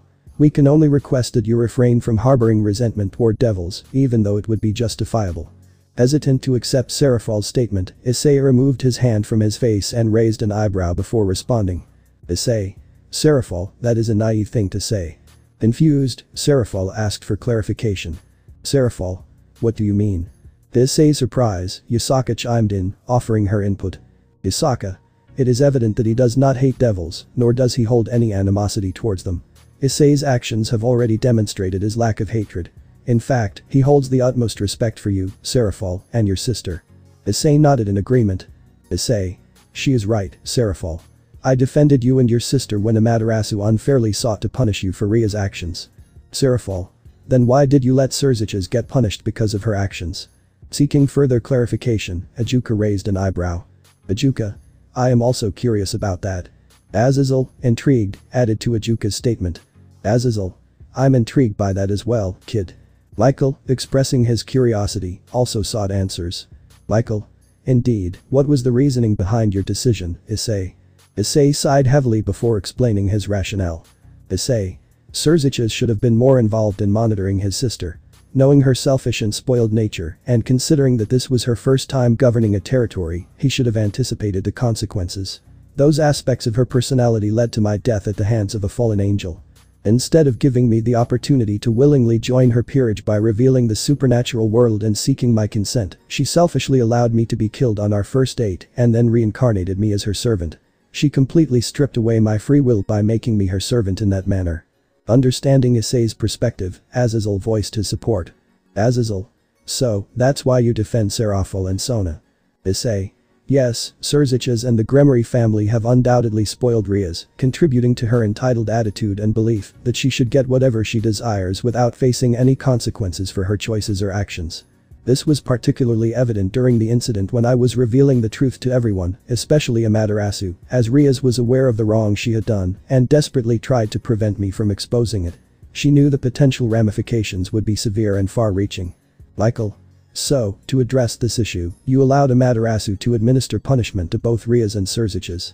And I presume this also explains why you refrained from defending Surziches. Issei. Precisely. Azazel. Won't this decision cause problems? Isaka. My discernment is that Lady Amaterasu's animosity and anger are directed primarily toward Surziches and Rias, rather than the fallen angels or angels. Issei. With that said, I have a proposition for all of you honorable leaders. But before we delve into that, there is someone I need to speak to, isn't there, Irina? Irina, who has been notably silent until now, raises her head to find Issei approaching her. Irina, yes, Issei. This is the first time she has seen him since their encounter in the occult research club. She is overwhelmed by anxiety and guilt as he approaches her. Issei. I want to see your wings. Irina. But why, Issei? Issei. Because I want to confirm something that has been on my mind. Michael. If he only requests a glimpse of your wings, Irina, there is no harm in showing him. Irina. Very well, Lord Michael. Irina unveils her wings, leaving everyone astonished by what they witness. The feathers are predominantly gray, with a few black ones interspersed. Michael. Irina, how long have your wings appeared this way? Issei. Allow me to answer that. They changed due to the guilt she feels over her actions towards me that day. Her deeds influenced my own, and this guilt has manifested in her wings. Isn't that right? Michael, is this true, Irina? Overwhelmed with emotion, Irina collapses to her knees, breaking down into tears. Irina, sob, yes, Lord Michael. It is because of my actions that my childhood friend went through such pain. I didn't fully understand why he was afraid to confess his feelings because of the fallen angel that traumatized him, making him afraid to love again. If I had known, I would have been there to comfort him. But instead, I joined in berating him, causing him to leave us. I am a horrible friend, and I don't deserve to be an angel. The heavy silence hangs in the air as the angel reveals her raw emotions. The members of the Orc, apart from Roswis, hang their heads in shame, knowing they played a part in his departure. Michael begins to move forward to comfort the sobbing angel, but Issei raises his hand, gesturing for him to let him handle the situation. Issei. Irina. He materializes his boosted gear, and Drake's voice echoes, calling out Ascalon. The atmosphere in the room thickens as everyone gazes at Issei, unsure of his intentions. Fear and concern mix in their eyes, unsure of how to react to what they are witnessing. However, Yusaka, maintaining her faith in Issei, holds a belief that he knows exactly what he is doing. With teary eyes, Irina looks up at Issei, a perplexed expression etched across her face as she struggles to comprehend his actions. Issei, after dropping the sword before her, instructs her to stand up and pick it up. Confused, Irina whispers with a trembling voice, questioning Issei's reasoning behind this. Issei simply tells her to do it, his voice filled with an undertone of determination. Reluctantly, Irina rises to her feet and reaches for the sword. As soon as she grips it firmly, Issei takes hold of the blade, positioning it so that its tip is directly aimed at his own heart. In a spontaneous reaction, cries echo throughout the room, condemning Issei's reckless action, except for Yusaka, who maintains a calm demeanor. Her eyes are closed as she sips her tea. Ignoring the pleas from everyone, Issei yells for them to stay out of this. It is between him and Irina. Irina's tears uncontrollably stream down her cheeks as she asks him for an explanation. Why did he have her pick up the blade only for him to grab it and aim it directly at his heart? What is the reasoning behind this? She's confused, scared, and already so broken. This is the first time she has seen the man she loves since that day in the Orc, the same man that she thought she would never see again, the only man she could ever love and love no one else but him. The same one she helped break down and brought to tears and made him do something so horrible to himself, causing him to leave her. And now he tells her to pick up a sword and has it directly aimed at his heart while she is holding the blade at him. Truly, utterly shocked, confused, and saddened that he's even asking her to do this. Issei's hair obscures his eyes as he speaks, revealing a sense of deep pain within him. He explains that her words had pierced his heart on that fateful day in the Orc, causing him to feel broken. He admits to losing his feelings for Rias, Kaneko, Akeno, Zenobia, and Asia, but forgetting my feelings for you, Irina, had hurt me even more. The conflict that arose within you, I could see on that day when you realized, after what Ravel said, you began to immediately regret your actions and what you've done. I could see it in your eyes. It didn't make what you did any less painful or hurt me, but I felt like things could work out. But your words still hurt me more than anything I could have imagined. Over the past few months, I discovered something. I had lost all feelings for the other girls except for Irina. Faced with this realization, he mustered the courage to ask her a question that would leave her stunned.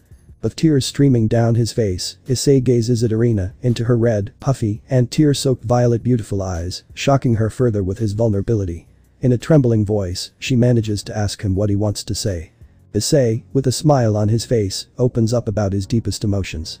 He makes a heartfelt request to Irina, asking her to end his suffering by using Ascalon to strike his heart, wishing to be killed by her own hands.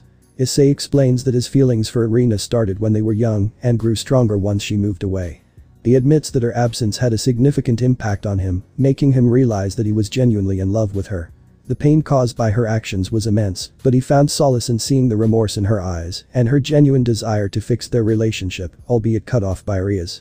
Issei reveals that he always cherished their relationship as children, but the realization of her absence deeply wounded him. All he ever wanted was to have her by his side, to be there for each other. Consequently, he implores Irina that if she truly desires to cause him more pain, he would prefer to die at the hands of the woman he loves, rather than live knowing they can never be together. The weight of Issei's words causes Irina to drop Ascalon, their significance sinking in.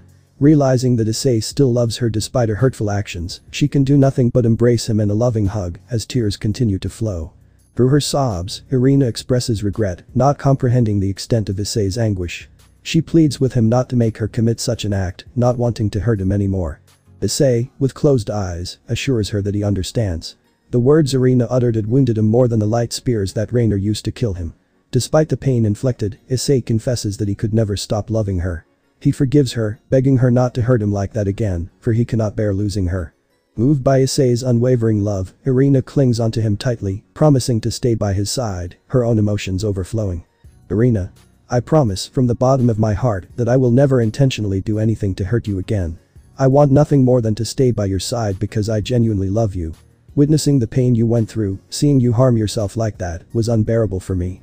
Please, let me prove to you that I'll do everything in my power to make it up to you. You're my everything, and I can't imagine my life without you. As this emotionally charged moment unfolded, Michael found himself unable to hold back a smile. It warmed his heart to see Irina being forgiven, her once tainted feathers regaining their pristine whiteness. Azazel also had a smile on his face, glad to see that the person he considered a son was still his compassionate and caring self. Seraphol and Ajuka shared in the joy, with Seraphol shedding a few tears. Ravel, while not fully approving of Irina's actions, recognized the undying love between Issei and her. As long as he was happy, that was all that mattered to her. Yusaka looked upon her mate, grateful that he was finally confronting his feelings for Irina, forgiving her, and confessing his love. Roswis nodded with a small smile, silently showing her approval of how things were turning out for Irina. However, she couldn't help but notice the downcast looks on Akano, Kinoko, Zenobia, and Asia after hearing Issei's declaration that he no longer had feelings for them.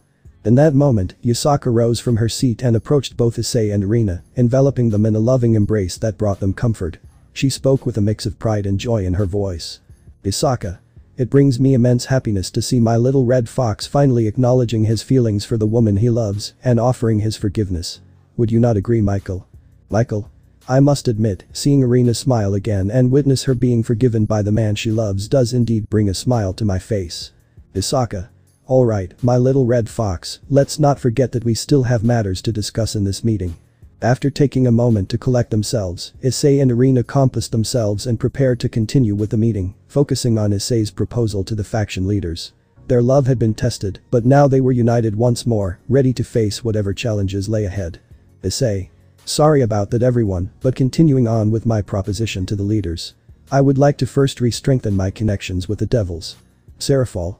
How do you two intend to do that? Issei.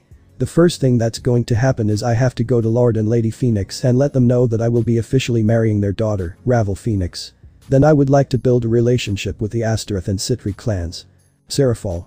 Wait, you want to build a relationship with the Citri clan, Ice-kun. Ajuka. I'm also quite surprised you wish to build a relationship with the Astaroth clan and that you intend to marry the youngest and only daughter of the Phoenix clan. Issei.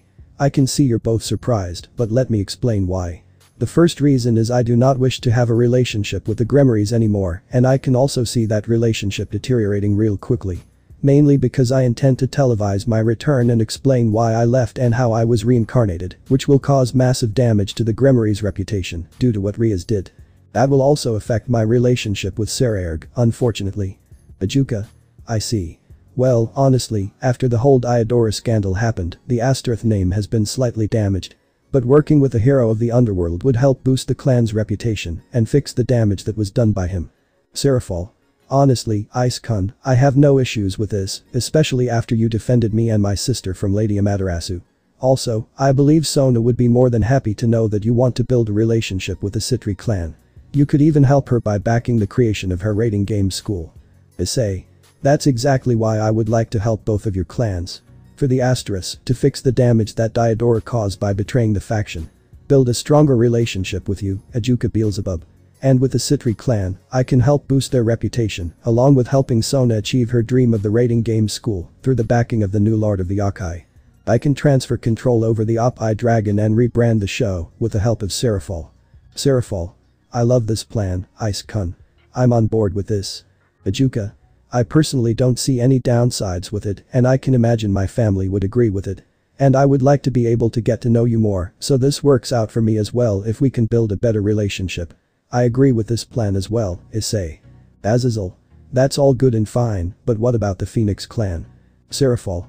Yeah, Ice-kun, are you sure they will allow you to marry their daughter? Issei was about to speak, but Ravel cut him off. Ravel. My parents will have no objections to this arrangement. Ajuka. How can you be so sure? Ravel. Because my father's original plan for me was to come and stay with the Red Dragon Emperor to get closer to him and produce a child with him. This way, the Phoenix clan could have a powerful child with the abilities of both a dragon and a phoenix, and it would give the Phoenix clan the same prestige as the Beals or Germaries. However, that's not the reason I wanted to come here. I told my mother this, and she told me to forget what my father told me and to explore my feelings for Issei. She encouraged me to fall in love with him not out of duty for the family, but because I truly love him. Serafal. That was horrible of your father to use his only daughter like that. Issei. I agree, and I would be lying if I told you I'm not pissed off because of his intentions. But I'm also glad because the reason you truly came here was that you actually had feelings for me. But I'm letting you know right now your father will not be using any of our children for his own gain. That statement made Ravel blush heavily and have an atomic blush on her face at the thought of having kids with Issei. Ravel. Don't say things like that out loud, dummy. Blushing heavily and looking away. Issei. I love Ravel's pouting face, it's adorable, but at least I know that the Phoenixes will not object to the marriage of me and Ravel. Isaka. Well, that's all good for the devil's side, but what about the angels and fallen angels, my little red fox? Michael. I'm curious about how you intend to strengthen our relationship, though I have an idea of what you are about to ask. Issei. Has a smile on his face. I would like to marry your ace, Irina, my angel. Irina. Puts hands over her mouth and starts to tear up ice. Do you mean that? Issei. I wasn't kidding when I said I could never lose the feelings I had for you, and I forgive you. Irina. Runs up and kisses Issei. I love you, Ice. Michael. Well, I see this as a great way for us to strengthen our bonds. Plus, who am I to deny the love of an angel, especially one that I can see truly loves you? Irina. Thank you so much, Lord Michael. Issei. I would like her to move in here, along with Ravel. Michael. I have no problem with that if Lady Isaka has no issue with it. Isaka. I see no issue with having my mate's other lovers move in, after all. We will be sharing him, so at that point, we are practically sisters, making us family. Irina and Ravel are blushing heavily after hearing Isaka say that. Michael. Well, then I see no problem with it. I'll work on everything to get you transferred to a school in this area, and you can go to Kao to get your things from the Haidu mansion. Irina. Yes, Lord Michael. Thank you. Michael. Think nothing of it, Irina. Azazel. Well, kiddo, how do you intend to strengthen relationships with the fallen angels? Issei. Easy. I intend to help you and the other leaders connect to different pantheons to increase the strength of the alliance. Though I won't be able to be on the front lines anymore because I'm going to be a faction leader, being the new Lord of the YŌKAI. But having the Red Dragon Emperor as a faction leader, along with a possible ace in the hole for when we need to take out a big threat, should seem appealing enough for you, right? It's Azazel. Azazel. If you agree to going out and having a few drinks with me every now and then, and come over to play some video games once in a while, you have a deal, kiddo. Issei. I can agree to that. Azazel. Then you've got a deal, kiddo. Serafal. I never knew Ice-kun was so good at negotiating. Issei. I'm full of surprises. That's when Issei heard a voice that he really didn't want to hear. Asia. Issei, what about us? Issei. What about you? Asia. Aren't you coming back to Kao with us? Issei. Are you kidding me? Were you not paying attention to what was said and what happened in this meeting? Or was Roswis the only one in my former peerage paying attention? I'm getting married to Yusaka in 2 weeks, which will make me the new Lord of the YŌKAI and come with its own responsibilities. Bekeno. I know, but don't you care about us anymore? Issei. Not really. I'm pretty sure you heard what I said to Irina and how I lost any and all affection towards you, Rias, Kaneko, Asia, and Zenobia. That includes seeing Kiba and Gasper as brothers. Akeno. We apologize for everything that happened between us, Issei. We were all in the wrong, and we shouldn't have berated you like that. Issei. Save it. Your apologies mean nothing to me, especially you, Akeno. It was you who said, and I quote, if he's going to start crying like a child and having a breakdown because of it, he'll never truly understand Ria's feelings, not to mention our own feelings. That includes you too, so don't try to comfort him. Right now, he needs to hear the truth and understand why we're all so mad and disappointed with him for not understanding our feelings, so why should we understand or care how he's feeling, right now? After you said that, your apologies mean nothing to me, nor are the memories we made together personally. I regret having those memories, but I can't change that. But what I can do is change who I love, which is none of you anymore, and I will never love you guys again. Kaneko. But senpai. Issei. Don't senpai me. Do you remember the last words you said to me? Because I do. You called me a pervert and told me I should leave. Zenobia. Can you give us a second chance, Issei? Just like you did for Irina. Issei. The difference is, she didn't berate me as badly as the rest of you did. Not to mention, when I looked into her eyes, I could see her regret, uncertainty, and realization during that situation. And before she was cut off by Rias, she attempted to apologize. She had genuine remorse for what she did and regretted it. She was trying to say something to prevent what I did from happening, but she just wasn't fast enough. And I know her well enough to know that sometimes she can be easily pressured into doing things, so it wouldn't be hard for me to believe that all of you influenced her into berating me. But she realized immediately that she wasn't certain about doing this, and it quickly turned into her not wanting to do it anymore. Yes, she said some things that broke me on the inside, but at the end of the day, my feelings for her never faded. Unlike my feelings towards all of you. Including you, Zenobia, considering you said, I know I can be dense sometimes, and I can be an idiot at times, but you truly show me how stupid you can be, and oblivious to how others feel. So, to prove that I'm not stupid and not as oblivious as you presume, I'm not going to be the fool who gets back with a woman who berated him to the point that he thought killing himself was the best option. They ignored my trauma for their own selfish needs. And I'm not oblivious enough to let myself willingly put that aside and just accept you with open arms. All of you had your own thoughts and individual decision making, and you could have decided at some point in that conversation that this may not be the right thing to do, like what I saw with Irina. But instead, all I saw from the rest of you was contentment, resentment, and hatred when you said those things to me.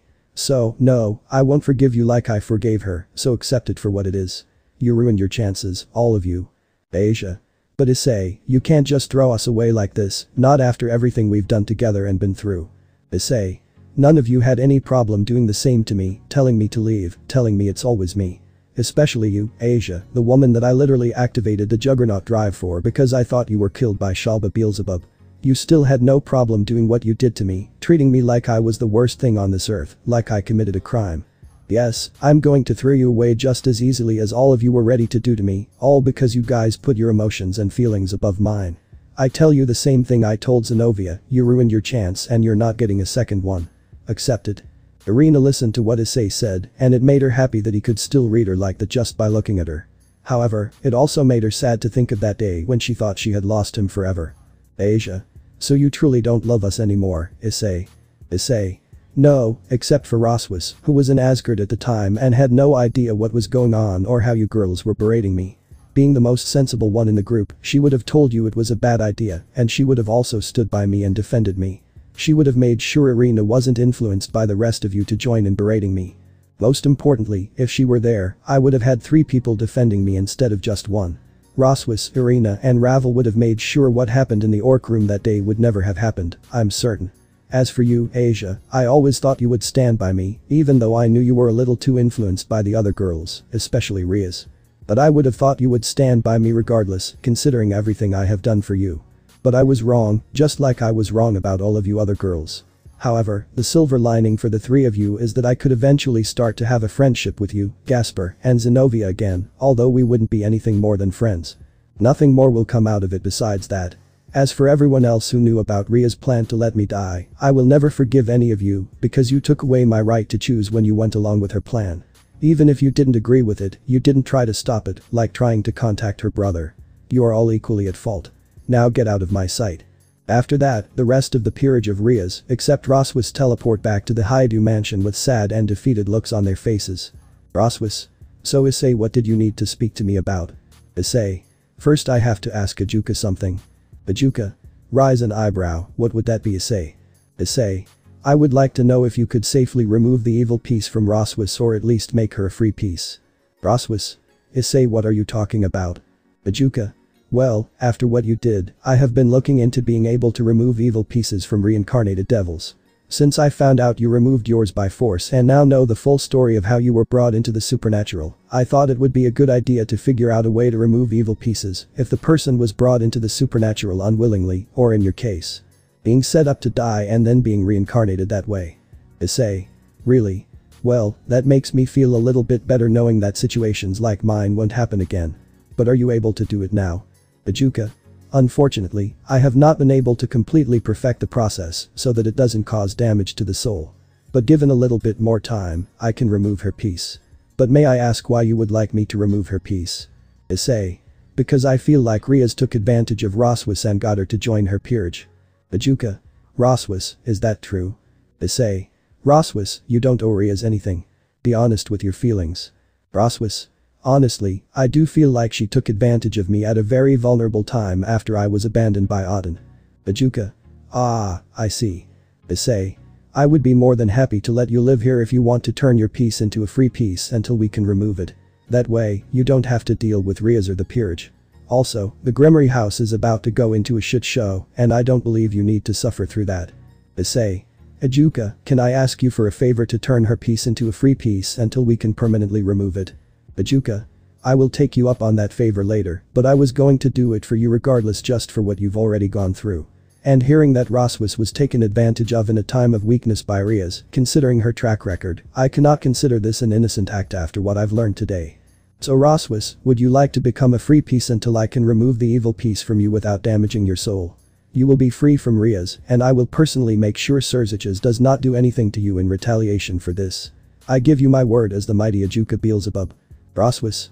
So, Issei, can I live here with you even after my pieces are removed? Issei, with a soft and sweet smile, of course Ross. I love your company. Yasaka. Ara, oh husband, already adding a new mate to your harem? Roswis blushed at Yasaka's comment, surprised by the statement. That's when Issei spoke up to try and move the conversation along and save Roswis from becoming even more embarrassed and flustered due to his mate's comments. Issei, it's your choice Rose. But I'll support whatever you decide to do. Roswis.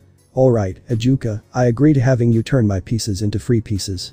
Ajuka then put his hand on Roswis's chest and removed her piece, transforming them into free pieces that floated back into her. Roswis. So I'm a free piece now? Ajuka. Yes. Issei, thank you Ajuka. Ajuka. You're welcome. I'll keep in mind the favor you gave me. But I have to head back to my domain to inform my family of your offer.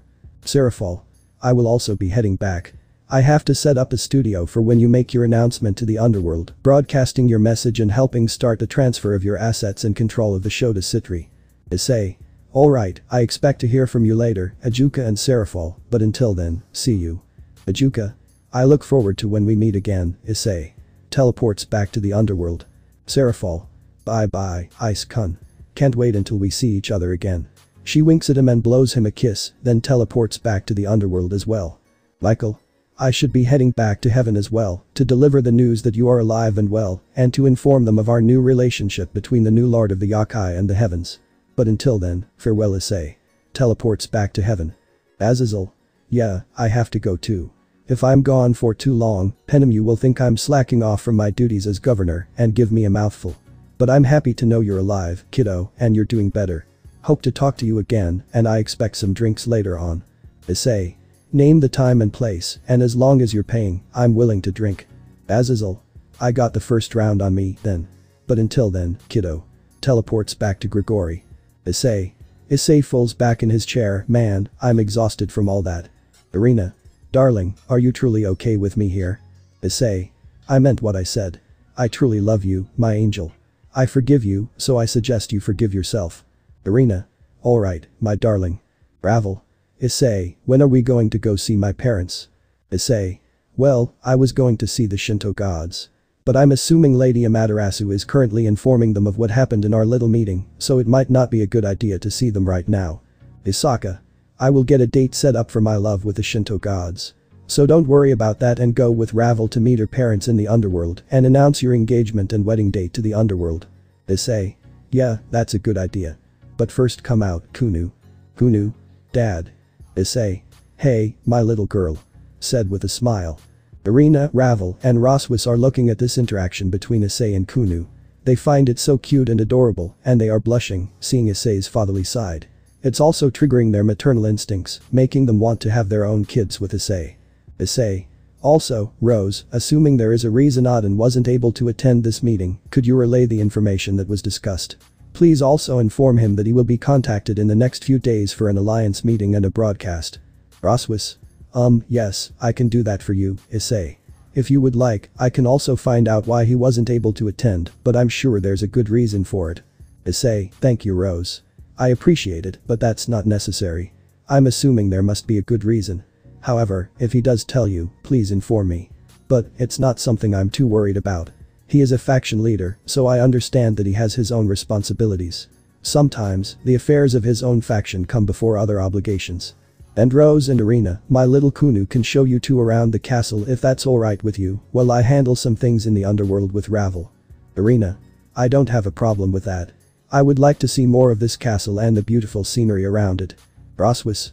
I wouldn't mind that. If I'm going to be staying here, I would like to know the layout and, as Irina said, I'd like to be able to see the beautiful and tranquil scenery. Issei. Alright, perfect. Okay, Kunu, can you please show them around the castle and anything else they would like to see on the grounds? Can you do that for your dad? Kunu. I can do that for you, Dad, but I want you to play with me when you come back. Issei. Alright, deal. Kunu. Yes. Alright, Irina and Roswis, let me show you my home. Issei. Alright, Ravel, let's head to the underworld to meet your parents and tell them the news of the engagement. Ravel. Alright, honey. She is blushing after giving her future husband a pet name. She then made a teleportation circle under both of them and teleported to the underworld. Well, that was the end of part 1. Things are getting interesting. Seeing Issei acting as leader. Well anyway. Hopefully you guys enjoyed this part. Don't forget to subscribe to the channel for more interesting stories. Well, with that, take care.